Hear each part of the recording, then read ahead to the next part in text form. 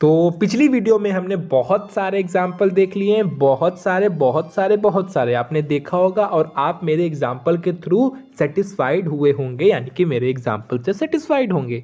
अगर नहीं होंगे तो हो जाएंगे, बस थोड़ा समझने की कोशिश कीजिएगा। आज हम अब तक हमने जितने भी देखे हैं वो आपके होमोन्यूक्लियस थे, यानी कि होमोन्यूक्लियर एटम थे।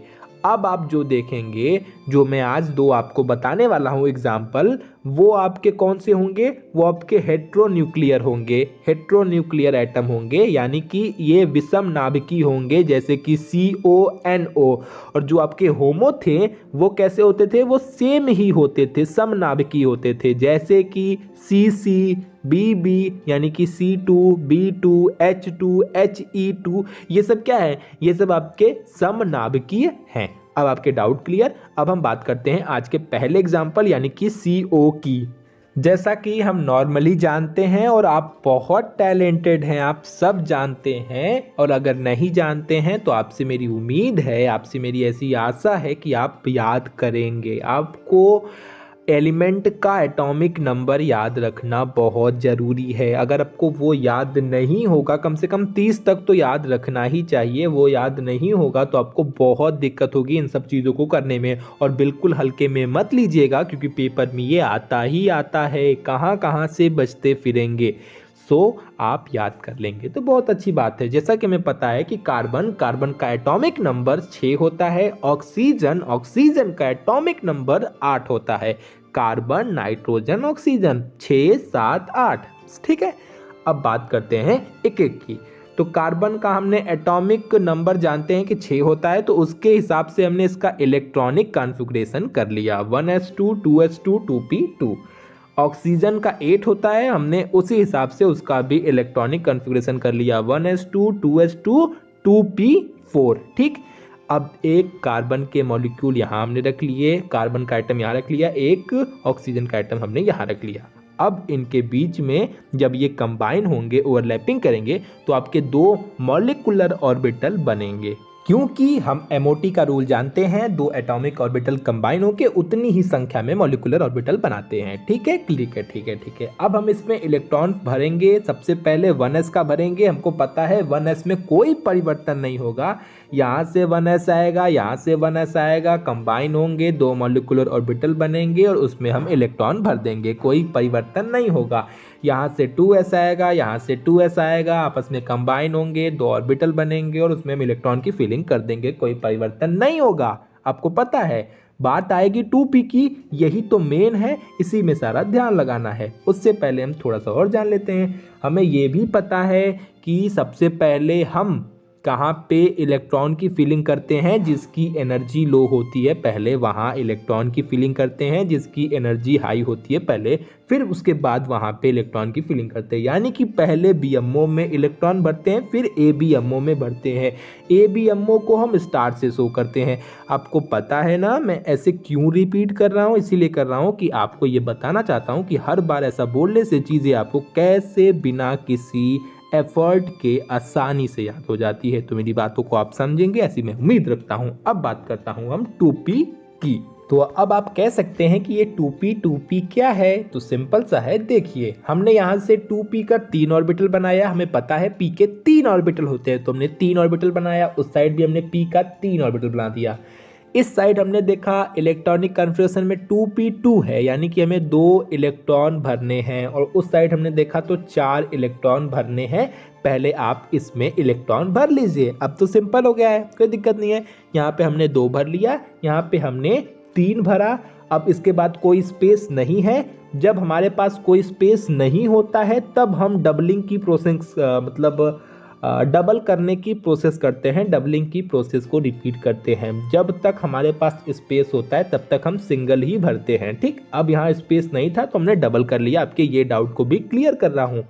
तो हमने इलेक्ट्रॉन फिल कर दिए। अब देखिए ये 3 क्या है? मॉलिक्यूलर ऑर्बिटल तो है नहीं, ये है एटॉमिक ऑर्बिटल।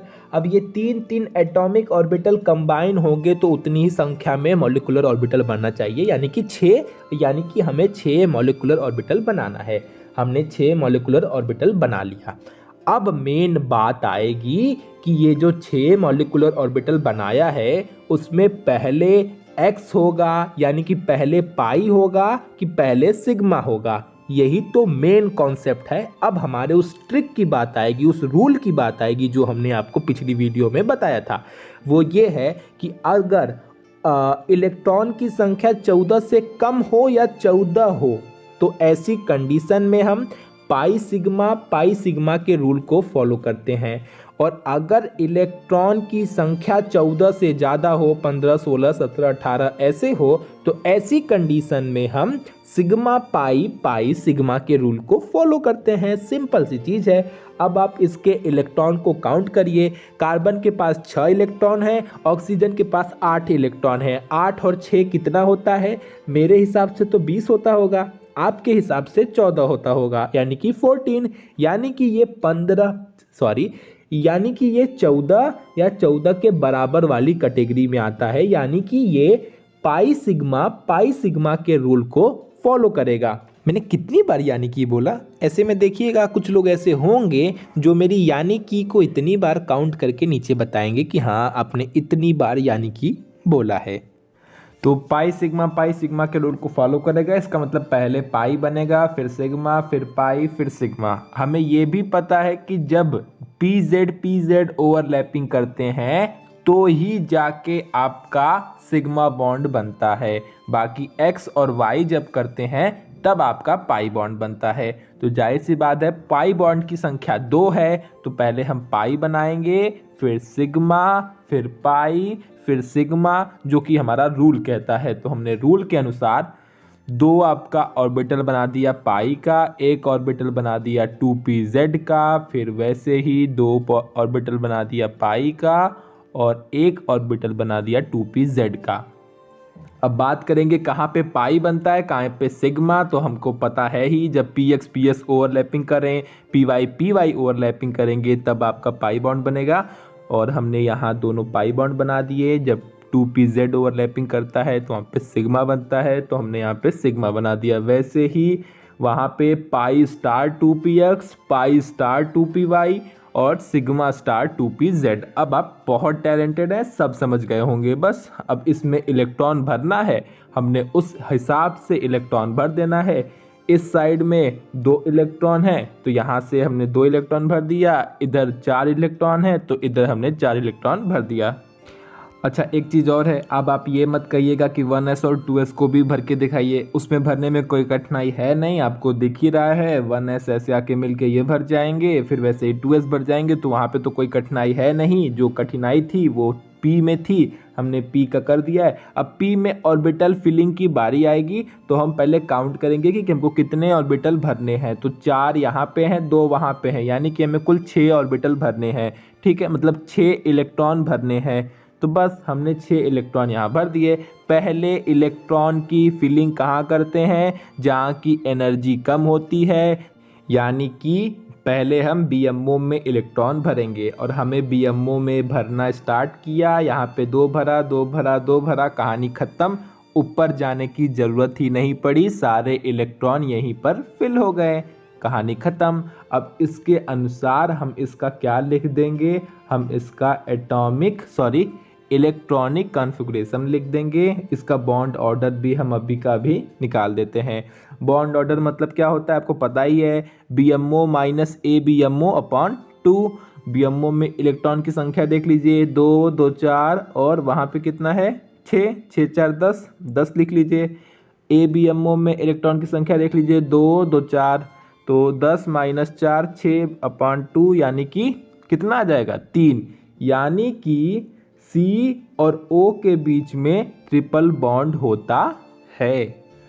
तो आगे सुनिए इनके मैग्नेटिक बिहेवियर कैसा है इनका। तो मैग्नेटिक बिहेवियर तब हमें पता चलता है जब अगर कोई ऑर्बिटल अगर सिंगल रह जाए, अनफुलफिल्ड रह जाए, उसमें एक ही इलेक्ट्रॉन हो, तो ऐसी कंडीशन में वो अनुचुंबकीय होता है। अनुचुंबकीय यानी कि पैरामैग्नेटिक। और अगर कोई ऑर्बिटल फुलफिल्ड हो, भरा हो, उसकी पेयरिंग कंप्लीट हो, तो वो क्या होता है? वो आपका प्रतिचुंबकीय यानी कि डाईमैग्नेटिक होता है। तो ये आपका क्या है, डाई मैग्नेटिक। तो इसकी कहानी खत्म। अब लास्ट बचा है वो ये कि इसका इलेक्ट्रॉनिक कॉन्फ़िगरेशन लिखना। सामान्य सी बात है, ऐसे नीचे से उठाइए और लिखते चले जाइए, आपकी काम हो जाएगी। तो उम्मीद करते हैं आपको बात समझ में आ गई होगी। अब हम इसके एक और एग्जाम्पल को देख लेते हैं, वरना बहुत लेट हो जाएगा। बिल्कुल फास्ट ट्रैक रिवीजन करेंगे सेकंड एग्जाम्पल का। और सुनिए, थोड़ा हमारे लिए भी टाइम रखा करिए ना। वीडियो पसंद आए तो लाइक कर दिया करिए, चैनल को सब्सक्राइब कर लीजिएगा। Tata bye bye. जा नहीं रहे हैं, सिर्फ लाइक और सब्सक्राइब करने के बाद जा रहे हैं। अब आते हैं अपनी अगले टॉपिक पर। अगला आपका एग्जाम्पल है NO।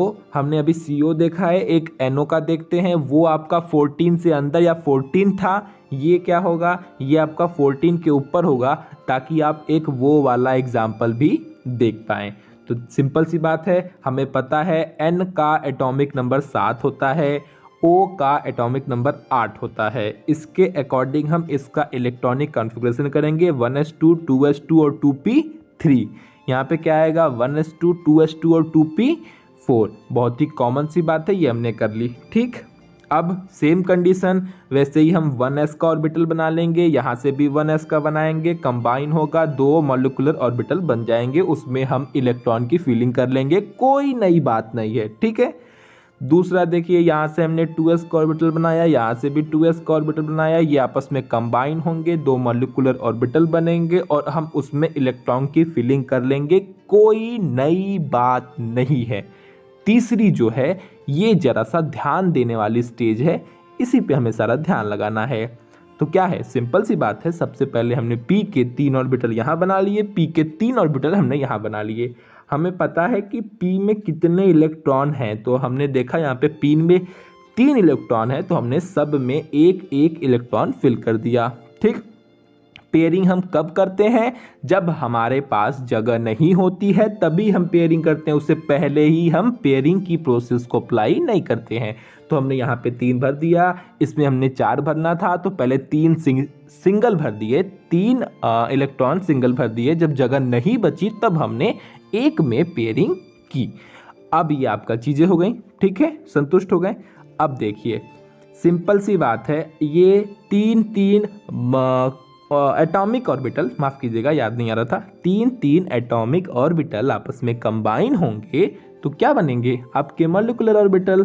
तो 3 और 3 6 मॉलिक्यूलर ऑर्बिटल बन गए। सिंपल सी बात है। बात यही पे आनी है कि ये जो 3 कंबाइन होके बनेंगे, ये कौन से रूल को फॉलो करेंगे, पाई सिग्मा या सिग्मा पाई सिग्मा। अब यही तो डाउट वाली बात है, इसी को क्लियर करना है। तो सिंपल सी चीज़ है, आइए क्लियर करते हैं। पहले इलेक्ट्रॉन काउंट करिए।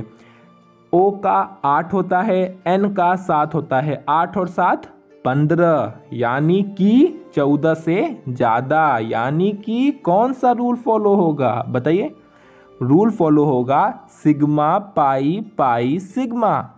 ये रूल क्यों फॉलो होगा, इसलिए होगा क्योंकि इसमें इलेक्ट्रॉन की संख्या 14 से अधिक है। नाइट्रोजन का 7, ऑक्सीजन का 8, 8 और 7 मेरे हिसाब से 20, आपके हिसाब से 15।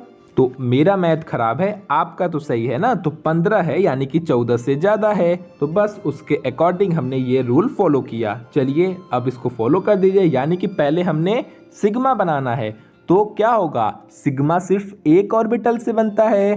तो बस में पता है कि पहले हम एक बनाएंगे, फिर 2 ऑर्बिटल, फिर 2 ऑर्बिटल, फिर सबसे लास्ट में 1 ऑर्बिटल, और फिर उसी के अकॉर्डिंग हम इसका नामकरण कर देंगे। तो पहले आपका वो हो जाएगा सिग्मा 2pz, ऊपर हो जाएगा पाई 2px, पाई 2py। सेम ऊपर ऐसे ही हो जाएगा pi star 2px, pi star 2py, और सबसे ऊपर सिग्मा स्टार 2pz। आपके सारे डाउट क्लियर होंगे, कोई डाउट तो होना ही नहीं है।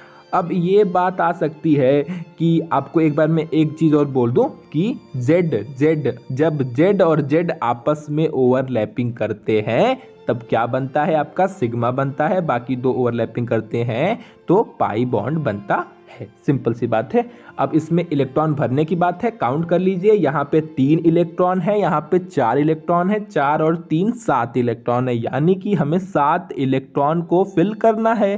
तो आइए फिल करते हैं। इसमें हो गया 2 इलेक्ट्रॉन, इसमें हो गया 2 इलेक्ट्रॉन, इसमें हो गया 2 इलेक्ट्रॉन, कितना हो गया 6।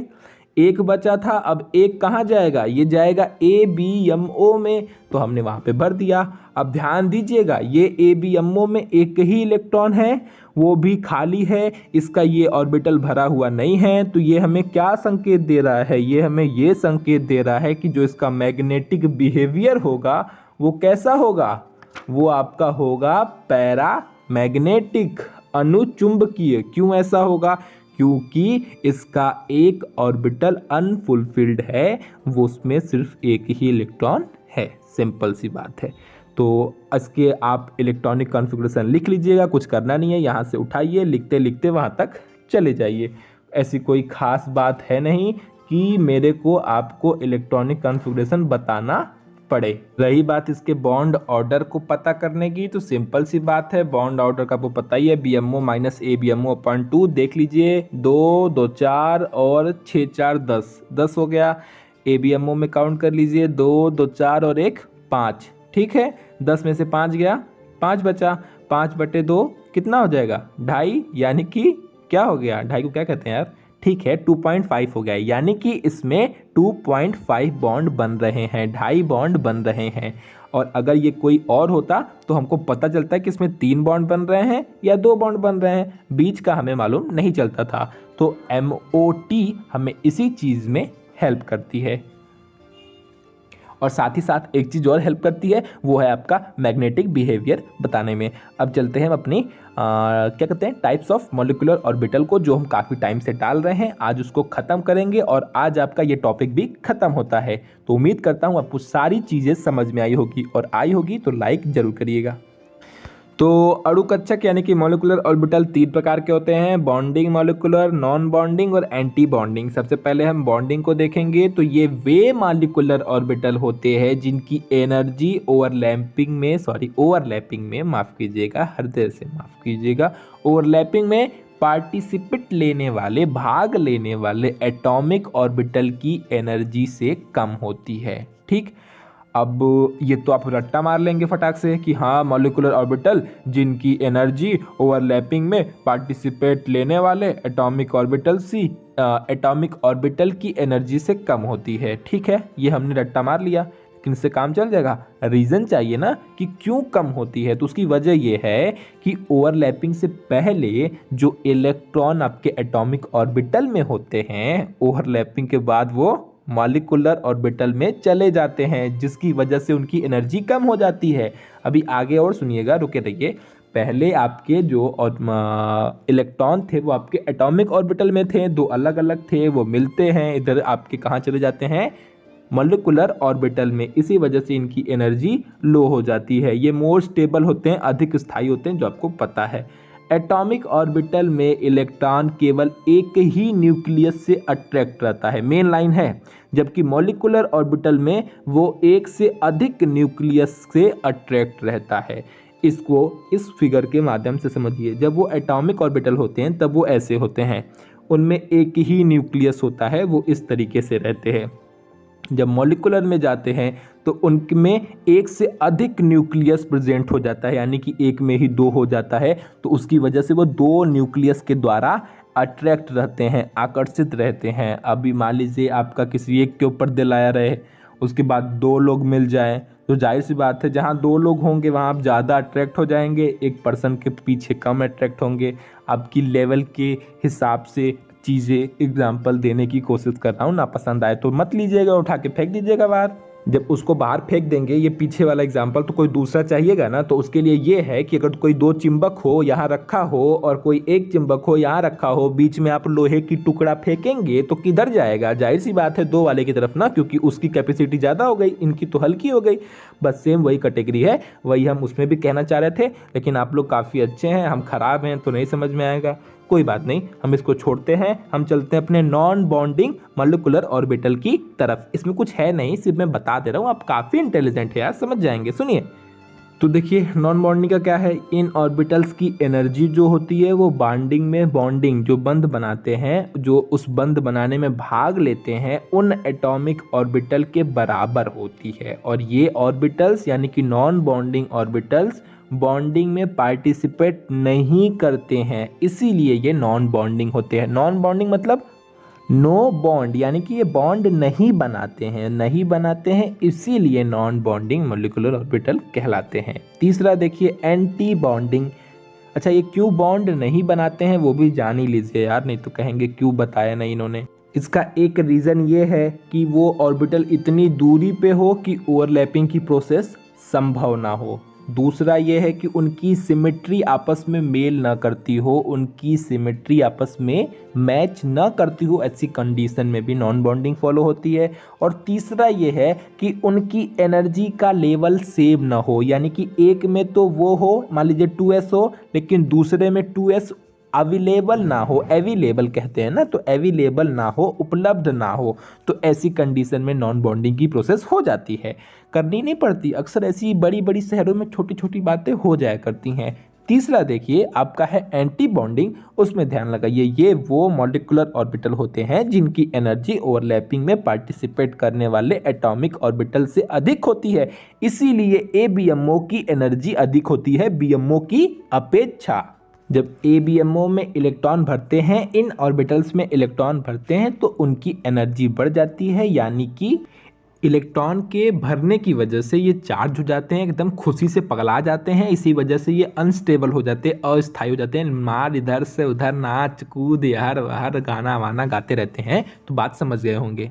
तो सिंपल सी बात है, फीलिंग की वजह से ये अस्थायी हो जाते हैं। आज के लिए इतना ही, मिलते हैं अगली वीडियो में। Tata bye bye. वीडियो पसंद है तो लाइक शेयर सब्सक्राइब कर लीजिएगा।